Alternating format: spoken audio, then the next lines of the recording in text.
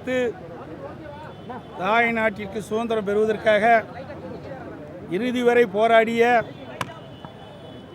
சுதந்திர போராட்ட மாவீரன் தீரன் சின்னமலை அவர்களின் நினைவு நாளில் அவர்தம் தியாகத்தையும் வீரத்தையும் போற்றி வணங்குகின்றேன்.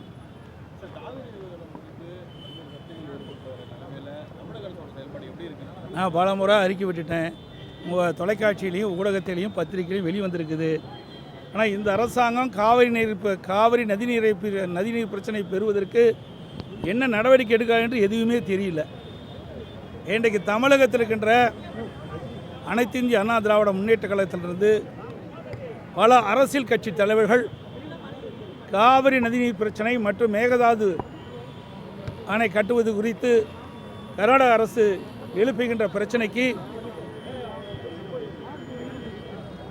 தமிழ்நாட்டுடைய நிலைமையை அனைத்து அரசியல் கட்சி தலைவர்களையும் அழைத்து பேசி கருத்துக்களை கேட்டு அதோடு டெல்டா மாவட்டத்தில் இருக்கின்ற பல்வேறு முக்கிய விவசாய பிரதிநிதிகளை கூட்டத்தையும் கூட்டி அவருடைய கருத்துக்களையும் கேட்டு அதற்கு பிறகு மூத்த சட்ட வல்லுநரோடு ஆலோசித்து காவிரி நதிநீர் பிரச்சனைக்கும் மேகதாது பிரச்சனைக்கும் ஒரு தீர்வு காண வேண்டும் என்று அனைத்து இந்திய அண்ணா திராவிட முன்னேற்ற கழகத்தின் சார்பாக ஏற்கனவே நான் ஊடகத்திலையும் பத்திரிகையின் வாயிலாக அறிக்கை வெளியிட்டேன். ஊடகத்தின் வாயிலாக பேட்டி கொடுத்தேன். அதேபோல் தமிழ்நாட்டுக்கின்ற அரசியல் கட்சி தலைவர்கள் பெரும்பாலானோர் அனைத்து கட்சி கூட்டத்தை கூட்ட வேண்டும் என்று வலியுறுத்தினார்கள். விவசாய பிரதிநிதிகளும் அனைத்து விவசாய பிரதிநிதிகளும் அழைத்து கருத்துக்களை கேட்க வேண்டும் என்று தெரிவித்தார்கள். ஆனால் இந்த அரசு அதை பற்றி எல்லாம் சிந்திக்கவும் இல்லை, கவலைப்படவும் இல்லை, அதை பொருட்டாக எடுத்துக்கொள்ளவும் இல்லை. இது மிகுந்த வேதனை அளிக்கின்றது.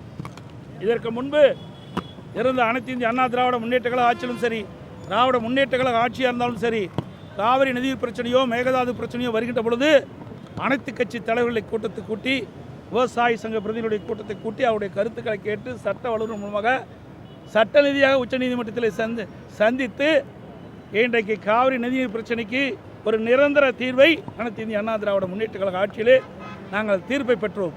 அந்த தீர்ப்பை கூட இந்த அரசு காப்பாற்ற முடியாத ஒரு நிலையிலே இருக்கின்றது என்பதுதான் வேதனையான விஷயமாக பார்க்கப்படுகிறது. ஆமாம், அங்கே இருக்கிற அரசாங்கம் அரசியல் கட்சி தலைவர்களை மதிக்கின்றது, அங்கே இருக்கின்ற விவசாயிகளை மதிக்கின்றது.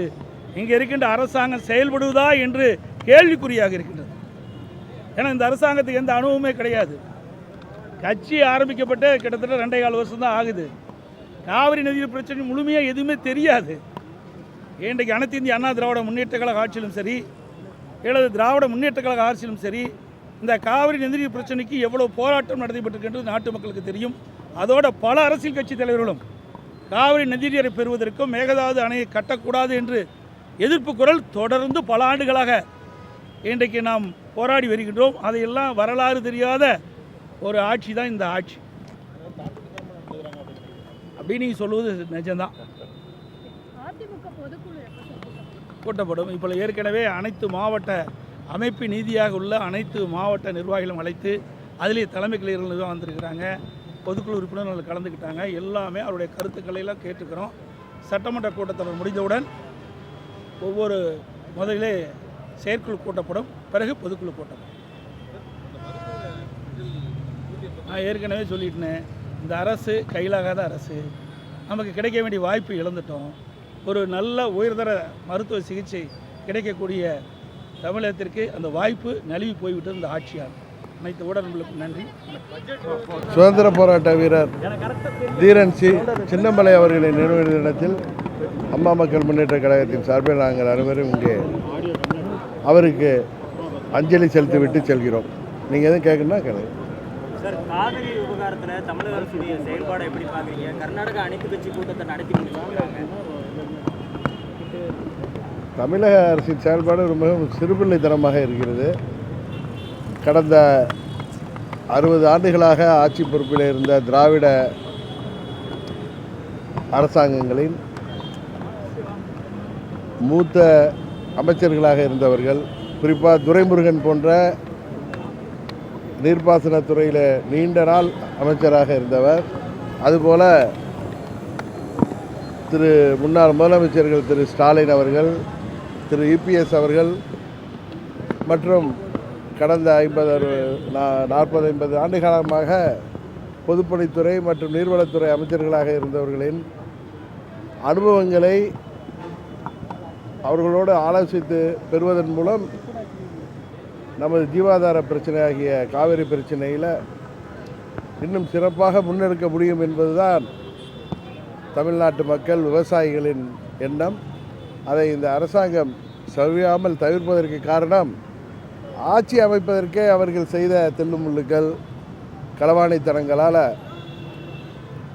திமுக தலைவரையும் அதிமுக பொதுச் செயலாளரையும் சந்திக்கவே கூட அவர்களுக்கு தயக்கம் இருக்கலாம்.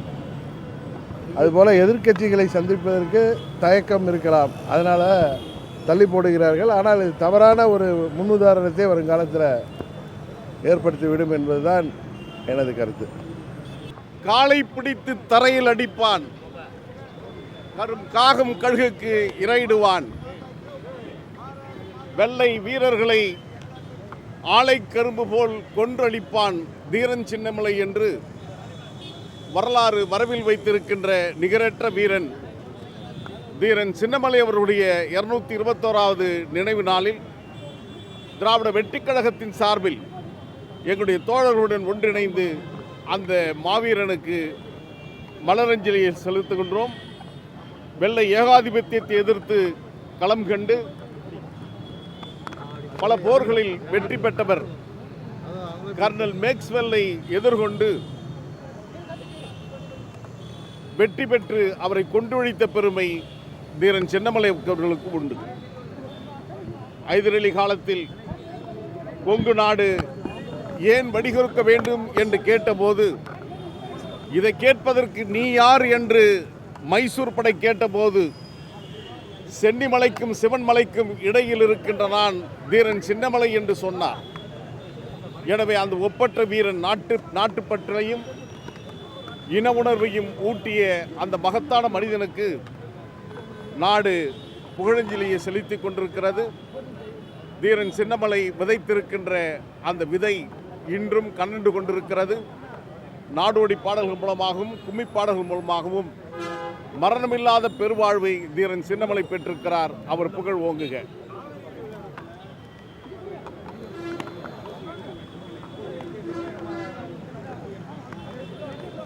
கர்நாடக அரசை பொறுத்தவரையிலும் அவர் எந்த முதலமைச்சராக இருந்தாலும் அவருடைய ஒற்றை தாரகை மந்திரம் தமிழ்நாட்டுக்கு ஒரு சொட்டு தண்ணீர் கூட தரமாட்டோம் என்பதுதான்.